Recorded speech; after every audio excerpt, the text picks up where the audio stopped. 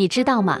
宇宙里的恒星数量竟然比我们用500cc 的杯子把整个地球的海水舀前的杯数再乘以10倍还要多。对，这不是幻想小说，这是天文学家的估算。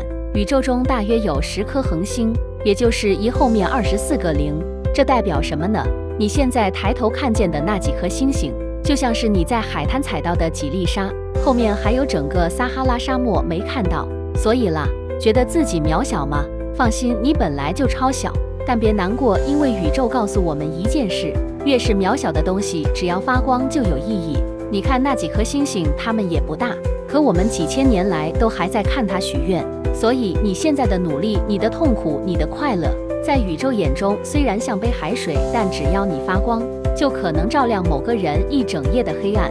按赞订阅这个频道，让我们一起变成有点渺小但非常闪亮的星星。